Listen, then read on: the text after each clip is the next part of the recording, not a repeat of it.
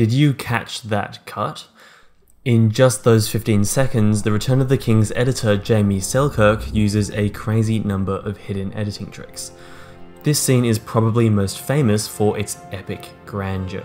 But we'll get to this part later because the brilliance of this whole scene is actually in the minutiae, the human details. Let's start by focusing on that first 15 seconds and that cut. What was so special about it? This is called a J-cut. It's when the audio of the next shot starts before the visual cut appears. In the editing timeline, it looks like a J, hence the name. But why did Selkirk use this? What is its effect on the scene? Well, remember, Selkirk is trying to edit so that all this grandeur and scale always serves to amplify human emotion. So this epic charge is framed from the point of view of Éowyn and Merry, and we live in the scene through them. Now, Selkirk needs to cut to this shot of the king, clashing his sword against the many spears. But he wants to keep us in Merry's perspective, so we only see this shot after Merry reacts to it. We hear it first, just like him, then he looks over at it, and only then can we see it. Now the audience is aligned with Merry, and we live in this battle through the smallest, most human perspective of them all. And this J-cut has another really interesting effect. It creates a sense of urgency. Merry is only halfway through feeling this warm emotion of camaraderie, but it's interrupted by the sound of the sword.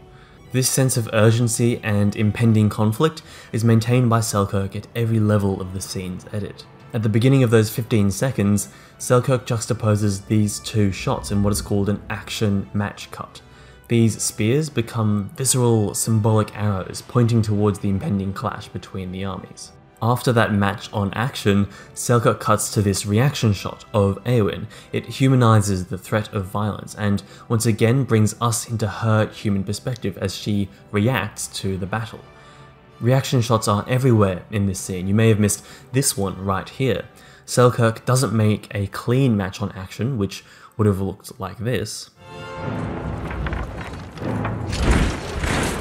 Instead, he adds in this shot. It's the same shot as the second match action, but it's a medium close-up and more importantly a reaction shot, showing us that the orcs are reacting to the humans and then the humans react to them, and so on and so on. Here's a whole bunch more reaction shots from the beginning of the scene. The king looks off screen reacting to the orc army we also see in this next shot, and then we get a bunch more reaction shots to that orc army. Éowyn's reaction, Merry's reaction, and Éomer's reaction. We then get the orcs' reaction to them. Ranks, you maggots! Form ranks! And finally we cut back to the king's reaction to the orcs, to tie it all together. This dials up the tension as we see that each army is keenly aware of each other's presence and are readying for an inevitable clash. And notice that in each of these shots, screen direction is maintained.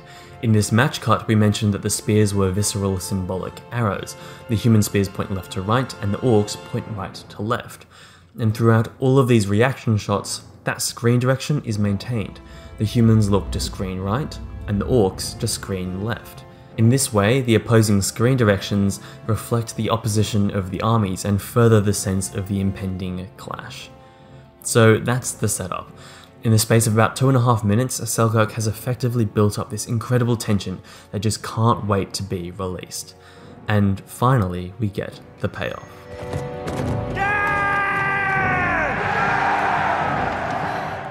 This scene is famous for making grown men cry. No one knows exactly why we cry, but ancient Greek philosophers did have some ideas.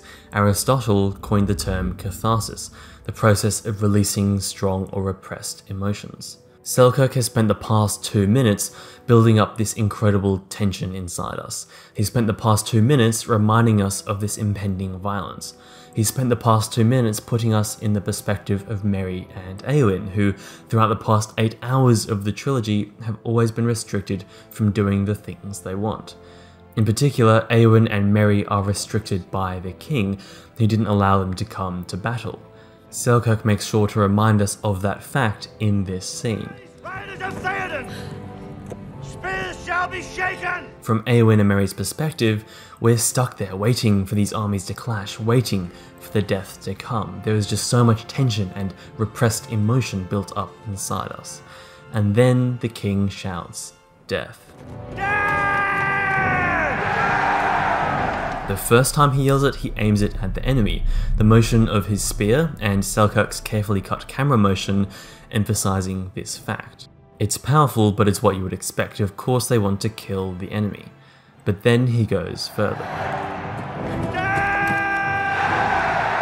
And now death is not just about the enemy, it's about themselves. They are prepared to die. And by repeating the words, Eowyn, Merry, and the whole army are able to cathartically release their emotions. Eowyn is releasing her emotional resentment of her father. Merry is releasing his anxiety for his best friend Pippin. Every soldier is releasing their worries about their families back home. They are all releasing those emotions and accepting the only thing that's true right now: death. Selkirk cuts to this horn, and all our pent-up emotions seem to be released with that sonorous command. Howard Shore's score plays the original Rohan theme. And now they're galloping towards death. Selkirk carefully reins in the tension here. There's a moment of pride, but then the orcs start firing arrows, reminding us that the humans are vulnerable.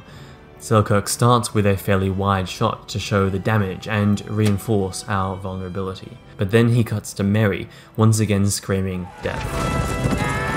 He's reminding us that humanity is strong because of our emotional vulnerability.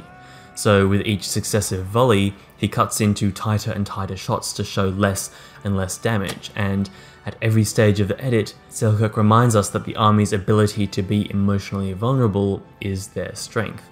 That their ability to cathartically just say fuck it and fly forward on their horse at 100 miles an hour, that is their strength. Because they are human, and humans are beings of emotion. And that is why we cried.